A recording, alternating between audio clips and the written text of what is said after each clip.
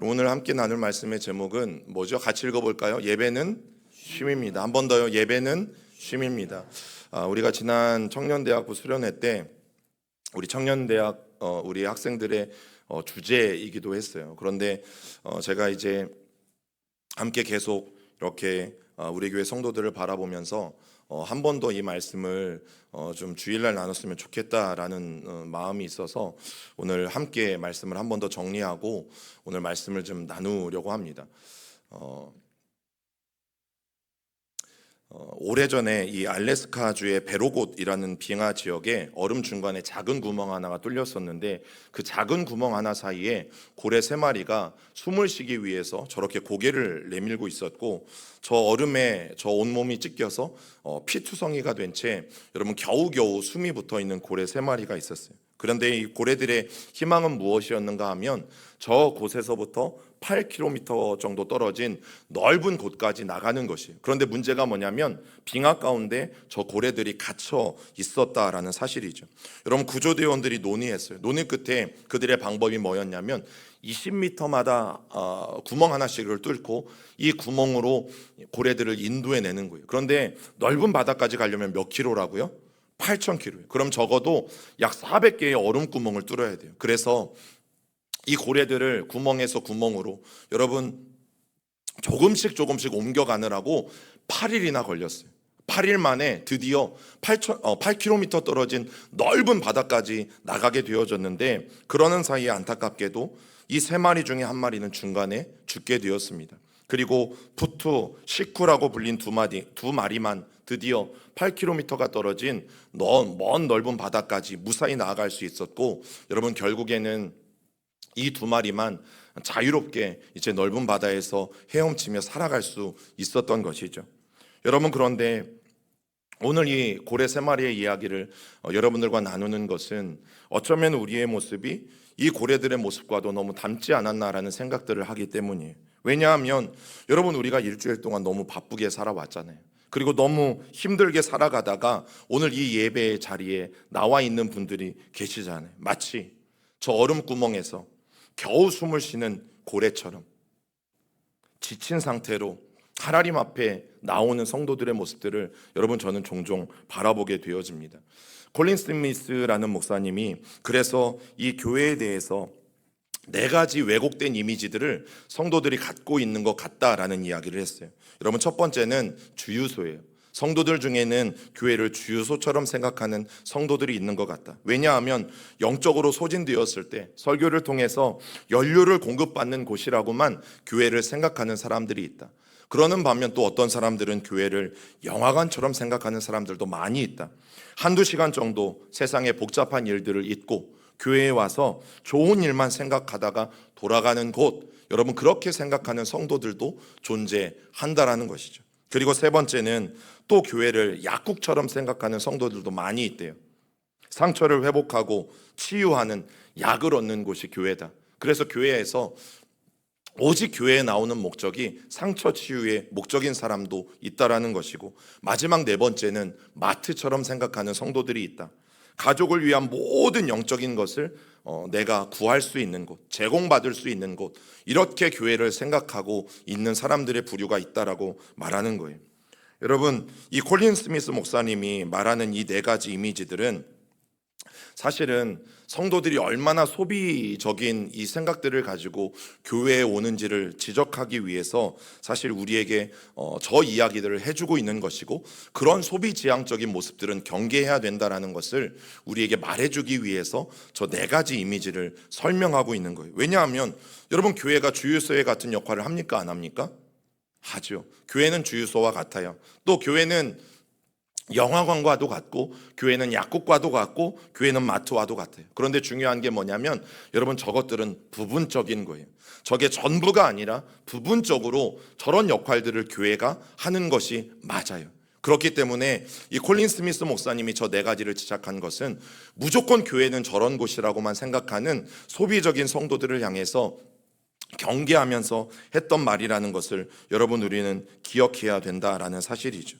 여러분 이런 것들이 교회에 대해서 왜곡적인 이미지를 준다는 것에 대해서 저도 충분히 동의해요. 자 그렇다고 해서 여러분 반대로 교회는 군대와 같은 곳이다. 여러분, 그러면 벌써 우리는 어떤 마음이 들어요? 여러분, 남자들이 제일 꾸기 싫은 꿈이 뭐예요?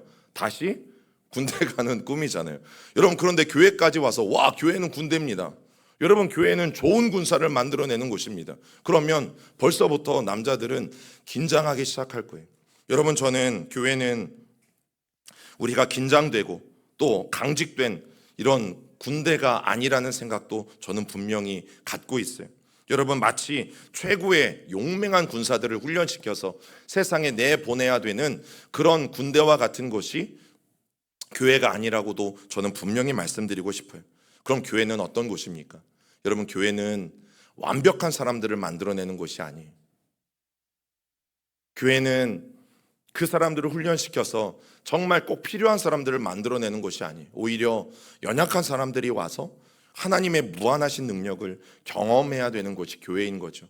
또 교회는 영적으로 육적으로 가난하고 지친 사람들이 와서 하나님이 얼마나 부유하신지를 여러분 경험하는 곳이 교회이고, 그것이 오늘 우리가 드리는 예배가 되어져야 된다는 사실이죠.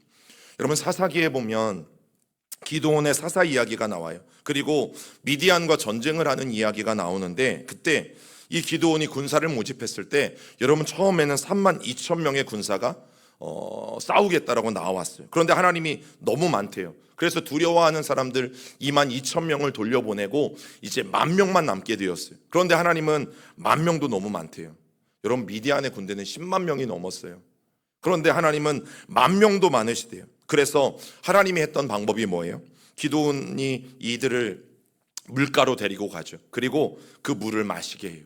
자, 그때 그중 9,700명은요 무릎을 꿇고 물을 마시기에 바빴고, 나머지 300명은 손으로 물을 움켜떠서 물을 마시는 모습들을 보게 되어지고, 자, 그때 하나님은 무릎을 꿇고 마신 사람들은 다 돌려보냈어요. 자, 그러니까 이제 9,700명은 다 돌려보내고 여러분 300명만 남아 있었다라는 것이고, 우리는 이 300명의 사람들을 뭐라고 부릅니까? 기드온과 300명의 용사라고 부르는 거죠. 자, 그래서 종종 300명은 왜 하나님이 선택하셨냐? 전쟁의 준비가 되어 있는 사람들이다. 전쟁의 싸움에 나갈 준비가 되어 있는 사람들이다. 그래서 조심히 물을 움켜 마시면서 주의를 경계하면서 그렇게 준비가 되어진 사람이고 훈련이 되어진 사람들이다라는 이야기를 참 많이 들었어요. 반면 9,700명 무릎을 꿇고 마셨던 이 9,700명은 훈련도 되지 못한 사람들이기 때문에 하나님은 300명처럼 준비된 사람을 통해서 이스라엘 백성들을 구원하기를 기뻐하셨다라고 말을 하는 거죠. 여러분, 무릎을 꿇고 물을 마셨다라는 것은 군인으로서 그들이 방심한 마음 상태를 보여주는 것이다 라고 말해주고 있기 때문이에요. 자, 그런데 중요한 게 뭐냐면 성경은 어디에도 그렇게 말하지 않죠. 이 300명이 잘 훈련된 용사라는 근거는 여러분 성경 어디에도 없습니다. 이것은 우리가 성경을 볼 때 잘못 보는 오해이기 때문이에요. 여러분, 하나님이 이 사람들 300명을 택하신 이유가요, 손에 물을 떠서 마셨기 때문에 택한 게 아니라 그 인원수가 9,700명보다 작았기 때문입니다. 만약 300명의 사람들이 무릎을 꿇고 마셨고 만약 9,700명의 사람들이 손에 움켜져서 물을 뜨고 마셨다면 하나님은 누구를 선택했을까요? 무릎을 꿇고 마신 300명을 선택했을 거예요. 여러분, 방법 때문이 아니라 하나님이 인원수 때문에 300명을 선택하셨어요. 그 말씀이 사사기 7장 2절에 있습니다. 읽어봅니다. 여호와께서 기드온에게 이르시되 너를 따르는 백성이 너무 많은즉 내가 그들의 손에 미디안 사람들을 넘겨주지 아니하리니 이는 이스라엘이 나를 거슬러 스스로 자랑하기를 내 손이 너를 구원하였다 할까 함이니라. 하나님이 걱정하신 게 뭐냐면 만약 많은 인원수를 가지고 전쟁에 나가면 자기들끼리 뭐라고 얘기할 거예요? 봐라, 우리가 했다. 우리가 이 인원수를 가지고 미디안 사람들을 격파했다. 여러분, 잘 싸워서 이긴 것이라고 자랑할 것을 하나님이 아셨어요. 그래서 하나님이 하시는 말씀이 뭐냐면 자기들의 힘으로, 사람의 힘으로 잘 싸워서 이겼다라는 말을 못하게 하기 위해서, 즉 하나님이 승리케 하셨다, 이 모든 전쟁은 하나님이 하셨다, 여러분 이 고백을 할 수 있게 하기 위해서 하나님은 300명을 택하신 거예요. 그래서 사실 물을 어떻게 떠먹느냐는 중요하지 않았어요. 적은 수, 적은 수가 누구인가가 하나님 편에서는 훨씬 더 중요했기 때문이죠. 여러분, 물론 우리가 교회에서 신앙의 훈련을 잘 받고 좋은 군사, 정예 군사가 되는 것 저는 필요하다라고 생각해요. 하지만 여러분, 교회는 군사들만 길러내는 좋은 훈련소는 아니라는 거죠. 그런 것이 필요하지만 그게 전부가 아니라는 것을 우리는 분명히 알아야 돼요. 그런데 주님은 우리에게 이렇게 말씀하세요. 시작. 오라 너희 모든 목마른 자들아 물로 나아오라. 돈 없는 자도 오라. 너희는 와서 사 먹되 돈 없이 값 없이 와서 포도주와 젖을 사라. 너희가 어찌하여 양식이 아닌 것을 위하여 은을 달아주며 배부르게 하지 못할 것을 위하여 수고하느냐. 내게 듣고 들을지어다. 그리하면 너희가 좋은 것을 먹을 것이며 너희 자신들이 기름진 것으로 즐거움을 얻으리라. 여러분, 오늘 이 말씀에 보면 주님의 초대는 조건이 없죠. 여러분, 교회는 우리의 연약함을 통해서 하나님의 능력이 드러나는 곳이에요. 그래서 하나님은 이 300명 아무 군사훈련도 받지 못하고 연약함 투성인 이 300명의 사람들을 부르셔서 여러분 결국에는 하나님의 능력이 드러나게 하셨거든요. 여러분, 교회가 그런 곳이에요. 교회는 누구나 올 수 있어야 하지만 교회는 연약하고 어려운 자일수록 더 나와야 되는 곳이 저는 교회라고 분명히 믿어요. 왜냐하면 그 사람들을 통해서 반드시 하나님의 능력이 드러날 것이기 때문에. 여러분, 교회는 하나님께서 아무것도 없는 우리를 오늘 이 이사야 말씀해 보니까 조건 없이 부르시잖아요. 하나님이 뭐 가지고 오라고 말씀하시는 것이 없어요. 아무 조건 없이 너희는 와서 목마르거든 돈 없이 와서 그리고 아무것도 없이 와서 포도주와 젖을 사가라고 주님은 말씀하시죠. 여러분, 교회는 그런 곳이고 예배는 그런 곳이어야 돼요. 우리가 다만 그 주님의 초대에 감격하는 마음으로 오늘도 나와서 하나님이 나에게 준비해 놓으신 것들을 또 하나님이 우리에게 베풀어 놓으신 그 풍성함, 그 배부름, 그 좋은 것, 그 즐거움을 우리가 제대로 누리고 돌아가는 곳이 여러분 바로 교회라는 사실입니다. 여러분, 제가 예배를 인도할 때마다 이제 교인들이 많이 지쳐 있다라는 느낌을 받을 때가 사실 종종 있죠. 꾸벅꾸벅 뭐 졸고 있다거나 뭐 설교가 얼마나 재미가 없으면 졸겠어요. 힘차게 찬송을 부를 기운이 없어 보이는 교인들도 있고, 또 그런 교인들을 보면요, 예배 인도하는 입장에서 보면 같이 기운이 빠져요. 같이 힘이 빠집니다. 여러분, 그런데 달리 생각해 보면 지난 일주일도 그 빙하 가운데 고개를 겨우 내밀고 숨을 쉬고 있는 이 피투성이가 된 이런 고래들처럼 세상이라는 그 작은 구멍 가운데서 여러분 머리를 내밀고 한 주간 동안 겨우겨우 숨을 쉬고 왔을지 모른다는 생각을 하게 되어지면 그 성도들을 바라보면 측은한 마음이 들게 되어지는 거죠. 그리고 또 예배를 마치면, 오늘 또 이 예배를 마치면 여러분, 우리는 어떻게 해요? 또 똑같은 학업 가운데, 또 똑같은 직장 가운데 똑같은 삶을 향해서 나아갈 수밖에 없잖아요. 여러분, 그래서 한 주간 동안 세상에서 지친 몸과 마음으로 살다 예배에 나온 성도들을 바라보면 측은한 마음이 들고, 또 앞으로 한 주간도 또 그렇게 살아갈 성도들을 바라보면 여러분 측은한 마음이 드는 것이 너무너무 당연한 거죠. 또 무엇인가를 얻어가기 위해서, 또 무엇인가를 내가 이왕 교회에 나왔으니까 이 예배를 통해서 채워가기 위해서 소비자적인 태도를 여러분 갖는 모습들을 바라보게 되어진다면, 또 본질적이지 않은 것들을 가지고 자꾸만 내 안에 채우려다 보니까 또 그것 때문에 더 힘들어하는 교인들을 바라보면 여러분, 목회자의 입장에서 또 예배 인도를 하는 입장에서 너무너무 가슴 아프고 또 너무너무 측은한 마음이 든다라는 것이죠. 여러분, 그래서 우리는 기억하셔야 돼요. 예배는 뭡니까? 쉼입니다. 여러분, 예배는 쉼이어야 돼요. 오늘 본문 말씀 민수기 10장 우리 33절부터 36절을 한 번 더 읽어봅니다. 시작. 그들이 여호와의 산에서 떠나 3일 길을 갈 때에 여호와의 언약궤가 그 3일 길에 앞서가며 그들의 쉴 곳을 찾았고, 그들이 진영을 떠날 때에 낮에는 여호와의 구름이 그 위에 덮였었더라. 여호와여 일어나사 주의 대적들을 흩으시고 주를 미워하는 자가 주 앞에서 도망하게 하소서 하였고, 궤가 쉴 때에는 말하되 여호와여 이스라엘 종족들에게로 돌아오소서 하였더라. 여러분, 이 민수기 10장의 모습은 지금 이스라엘 백성들이 하나님의 명령을 따라서 출애굽하는 과정들을 그리고 있어요. 그리고 이 광야를 지나는 백성들의 행렬을 보면 특이한 점이 언약궤를 맨 제사장들이 가장 앞에 섰다라는 사실이에요. 그리고 저 언약궤와 백성들 사이에는 여러분 1km라는 이 간격을 두고 그들은 행진을 계속하고 있어요. 그런데 왜 하나님께서 언약궤와 백성들 사이를 1km나 떨어지게 하셨는가? 여러분, 그것은 하나님에 대한 경외심 때문이에요. 그리고 또 하나, 오늘 본문에서 말하는 굉장히 중요한 게 있어요. 언약궤가 앞서간다라는 것은 하나님이 앞서가셨다라는 뜻이에요. 그런데 오늘 성경이 뭐라고 말합니까? 왜 하나님이 앞서가셨습니까? 하나님이 3일길을 앞서가셔서 이스라엘 백성들이 쉴 곳을 찾기 위해 앞서가셨다라고 성경은 말하고 있죠. 여러분, 200만 명이나 되는 대인원이에요. 그 200만 명이나 되는 사람들 안에는 노인들도 있고 아이들도 있어요. 그리고 수많은 가축대들도 있어요. 너무너무 많은 무리들이에요. 그러면 하나님이 3일길을 앞서가셔서 여러분, 다른 것을 하신 게 아니라 이스라엘 백성들이 어디에 쉬면 좋을지, 어디에서 안식하면 좋을지, 어디에서 평안을 누리면 좋을지, 여러분, 하나님은 바로 그 일을 위해서 앞서가셨다라는 사실이죠. 여러분, 우리가 종종 착각하고 있는 게 있어요. 하나님은 우리에게 참 많은 것을 요구하신다.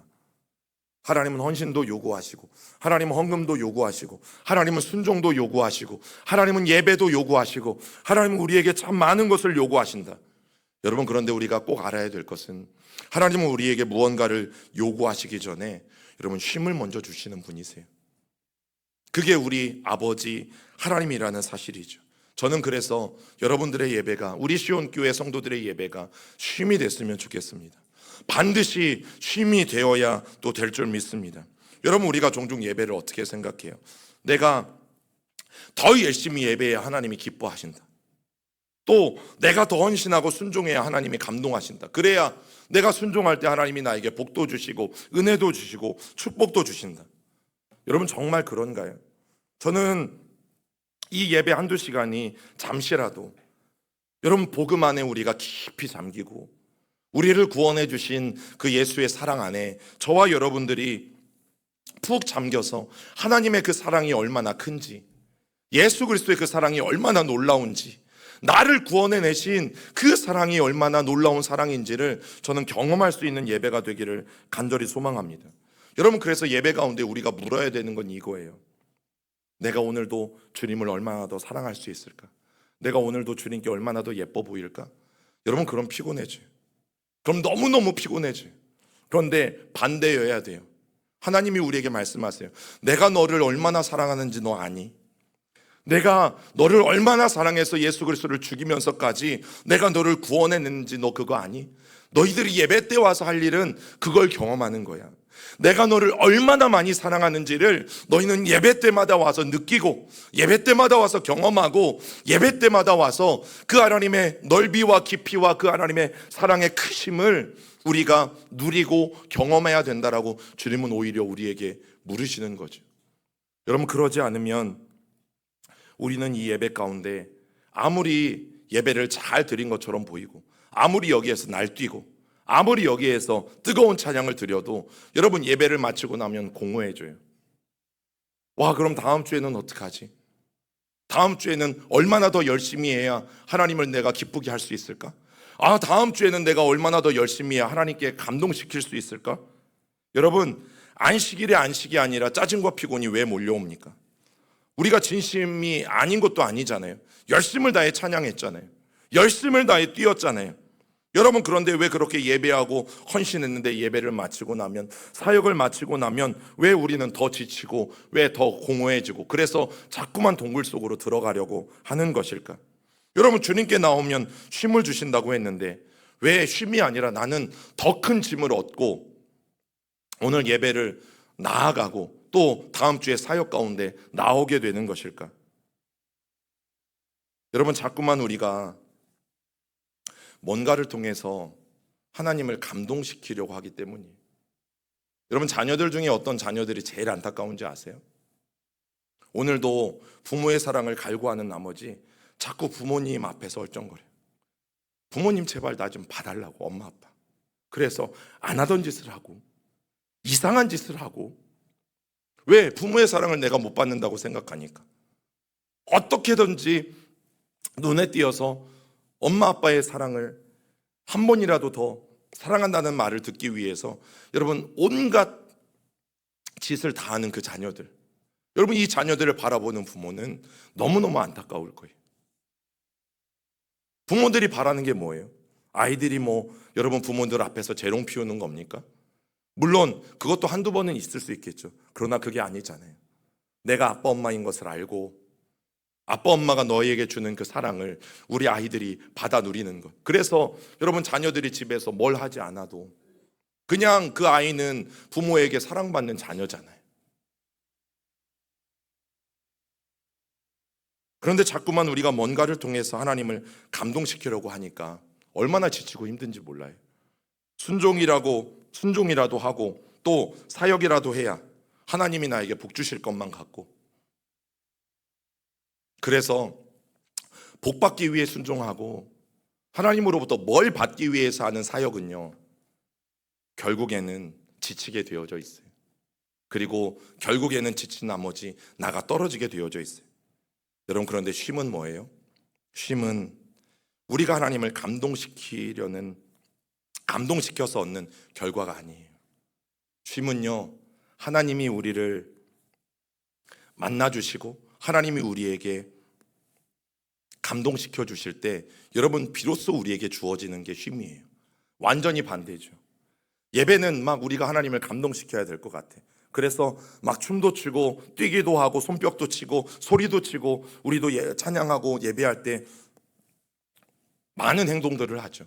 하지 말라는 얘기가 아니에요. 자, 그게 잘못됐다는 얘기가 아니에요. 왜 그것을 하냐는 거죠.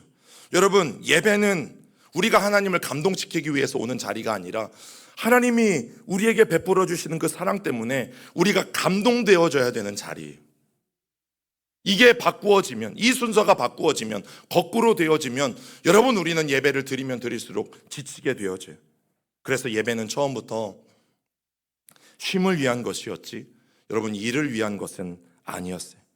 하나님이 우리에게 예배하라고 말씀하실 때는요, 누리라고 말씀하시는 거예요. 얘들아, 누려라. 나의 사랑을 누리고 나의 자비하심을 누리고 나의 거룩함을 누리고 내가 너에게 베푸는 그 모든 것을 누려라. 여러분, 이게 먼저이죠. 무엇을 드리라가 먼저가 아니에요. 그런데 자꾸만 우리는 이 순서를 바꾸어서 하니까 너무너무 힘든 거죠. 순종이 힘들고 사역이 힘들고 예배를 마치고 사역을 마치고 나도 기쁨이 몰려오는 것이 아니라 우리에게 더 큰 짐이 몰려오는 것들을 여러분 우리는 너무나 많이 경험해 오셨을 거예요. 여러분, 대표적인 예가 열왕기상 18장에서 이 갈멜산에서 엘리야가 이방 선지자들과 싸우는 장면이 나오잖아요. 여러분, 이스라엘 백성들이 이 혼합주의 신앙으로 안식일에는 여호와를 섬기고 나머지 일주일 동안에는 바알과 아세라의 신전에 가서 예배하고 이 혼합주의, 종교 혼합주의 가운데 살아가는 것 너무너무 하나님이 안타까우셔서 어떻게 합니까? 오늘 이 엘리야를 갈멜산으로 부르셔서 하나님이 단판을 지으세요. 누가 하나님인가? 여호와가 하나님인가? 아니면 바알과 아세라가 하나님인가? 여러분, 룰은 이렇습니다. 각각 송아지 한 마리씩을 잡아요. 각을 떠서 제단을 만들고 그 나무 위에 올려놓고 서로의 신에게 기도할 때 하늘로부터 불이 내려주는 신이 진짜 신이다, 이 약속을 하고, 자, 먼저 누가부터 하냐면 바알을 섬기는 이 선지자들이 먼저 판을 벌입니다. 자, 말씀 읽어봅니다. 시작. 너희 신의 이름을 부르라. 나는 여호와 이름을 부르리니 이에 불러 응답하시는 그가 하나님이니라. 백성이 다 대답하되 그 말이 옳도다.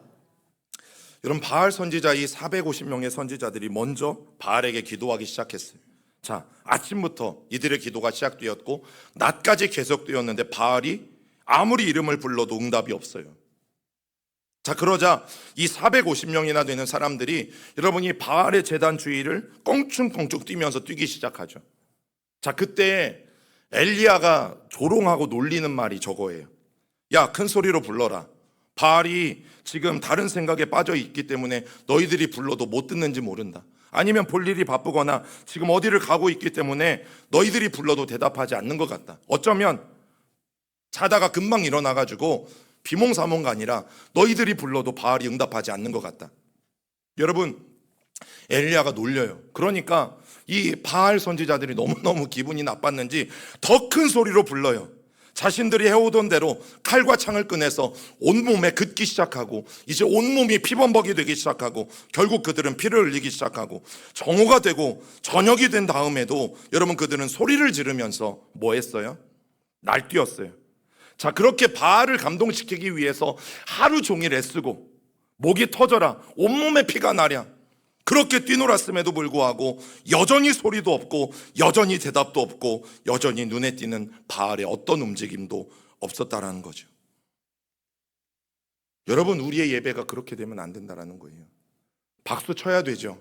그런데 여러분, 하나님을 감동시키기 위해서 치는 박수는 안 돼요. 하나님이 나를 구원해 주신 것 때문에 감사해서 치는 박수는 되는 거죠.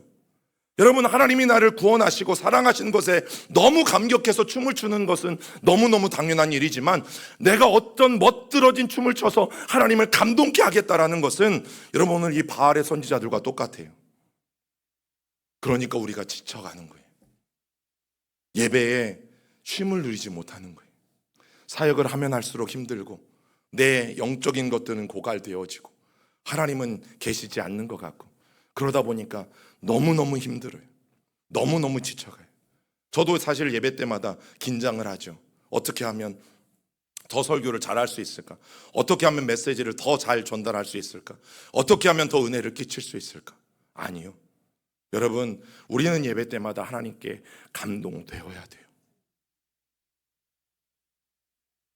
우리를 만나주시기 위해서 우리를 부르신 이 하나님의 은혜에 감동되어야지.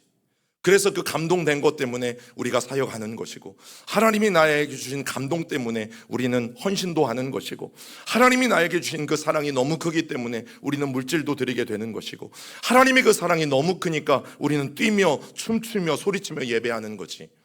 여러분, 이게 반대가 되어지면 바알의 선지자들과 똑같은 거예요.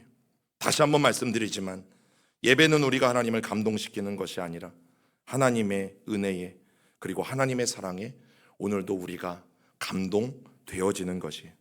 여러분, 그래서 예수님은 뭐라고 말씀하세요? 쉬라고 우리를 초청하고 계시죠. 아무런 조건 없이 나오라고 말씀하세요. 수고하고 무거운 짐진 자들아 다 내게로 오라 내가 너희를 쉬게 하리라. 여러분, 이게 예수님의 메시지이고 이사야서의 메시지도 사실은 다르지 않아요.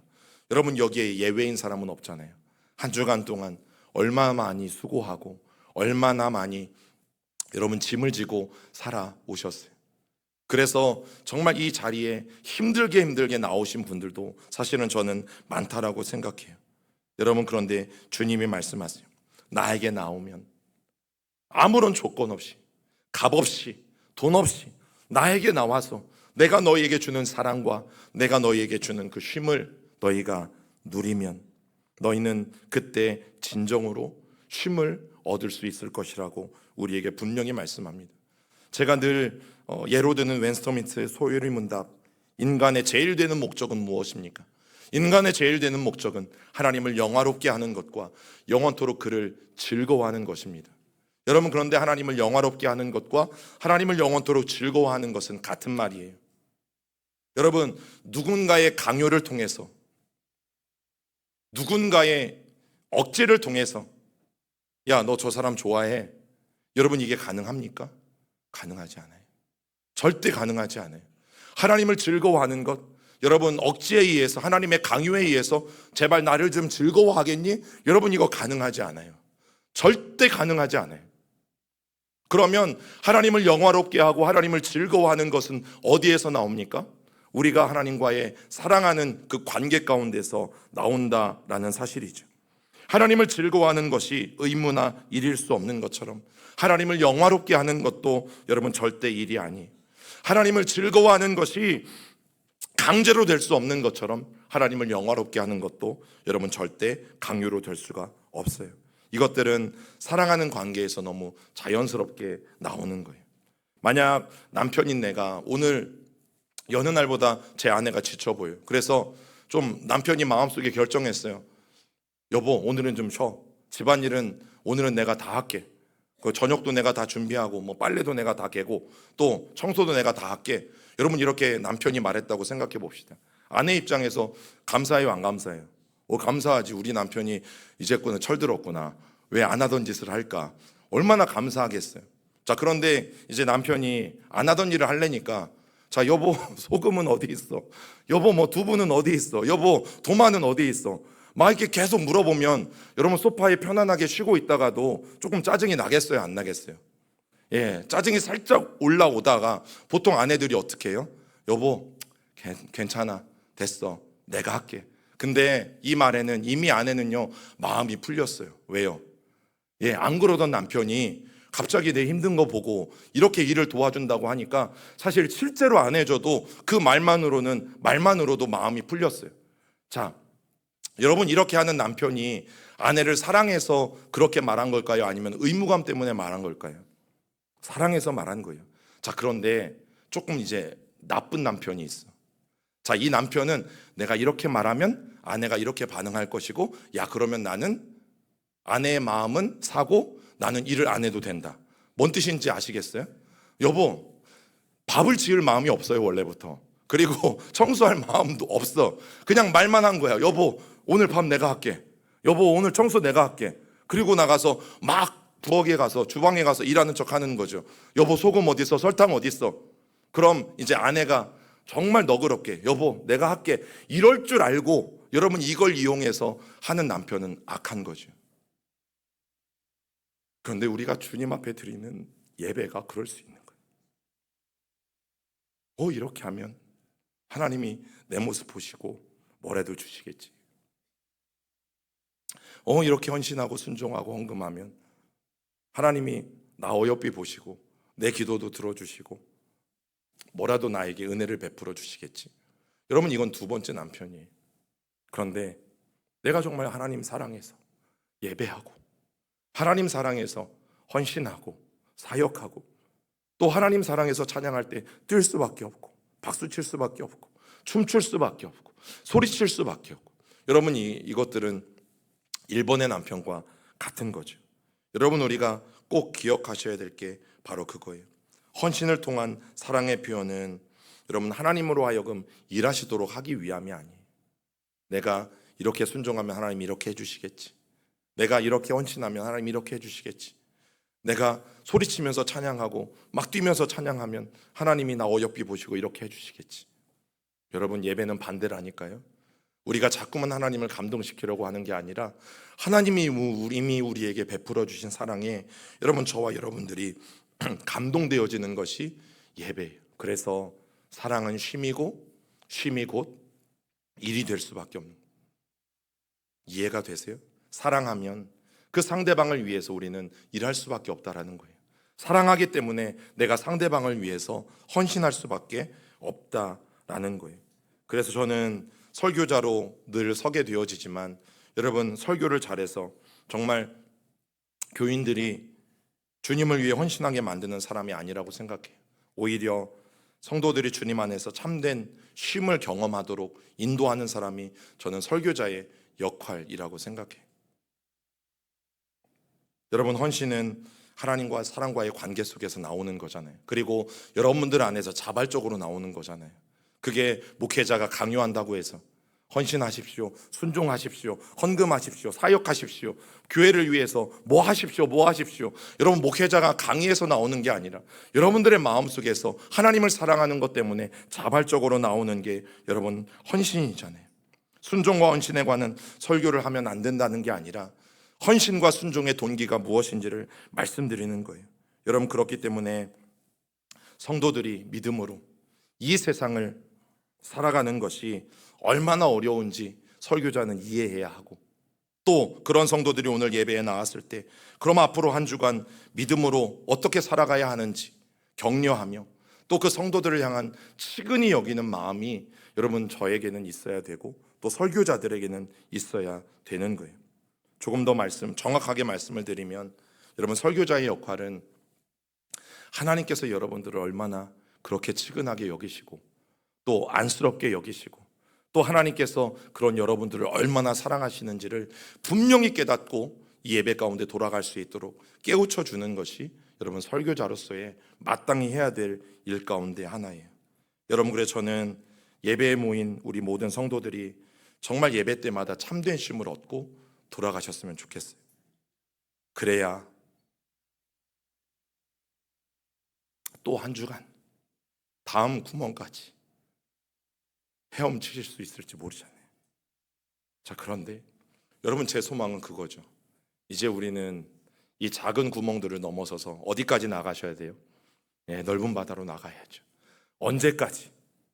숨을 쉬기 위한 예배, 언제까지? 생존하기 위한 예배, 언제까지? 그저 다음 구멍까지 버티는 그런 예배. 여러분, 이런 예배가 처음에는 반복될 수 있지만 그러나 궁극적으로는 어떻게 하셔야 돼요? 저 넓은 바다로 나아가는 것이 여러분 우리의 궁극적인 소망 아니겠어요? 여러분, 어느 때는 지친 성도들을 보면 저 빙하의 구멍 속에서 고개 빼끔히 내밀고 정말 숨쉬기 어려워하는 이 고래를 보는 것 같아서 마음이 너무 아파요.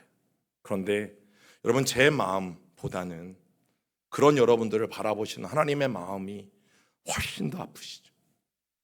그런 여러분들을 바라보시고 또 그런 여러분들을 세상 가운데 내보내시는 하나님 아버지의 마음이 어떻게 제 마음과 비교가 될 수 있겠어요? 그런데 궁극적으로는 저는 이제는 더 이상 우리들이 생존을 위한 다음 구멍을 찾는 것이 아니라 하나님이 우리에게 준비해 놓으신 저 넓은 바다로 나아가는 목적들을 여러분, 저와 여러분들이 꿈꾸셨으면 좋겠어요.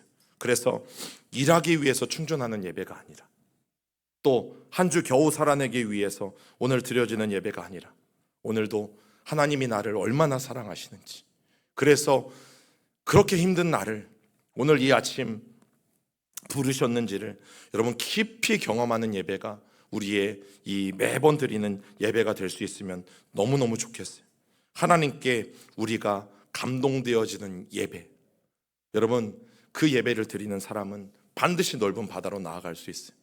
더 이상 생존을 위한 구멍이 아니라, 더 이상 생존을 위한 그런 숨쉼이 아니라 정말 하나님이 우리에게 주시는 그 온전한 쉼 가운데 저는 반드시 나갈 수 있다라고 생각해요. 그래서 예배를 단지 그래 오늘도 예배 드리고 내가 한 주 버텨보자, 한 주 살아내보자, 물론 이것도 다행일 수 있지만 그러나 하나님이 나를 얼마나 사랑하시는지 오늘 이 예배, 또 오늘만이 아니라 예배에 나오실 때마다 우리의 긴장을 좀 내려놓고 또 뭘 해서 내가 하나님을 감동시킬까? 여러분, 하나님을 감동시키려는 잘못된 욕심도 내려놓고 하나님의 사랑에 깊이 잠기고 하나님께 감동되어지는 우리 시온의 성도들이 될 수 있기를 간절히 주님의 이름으로 축원합니다.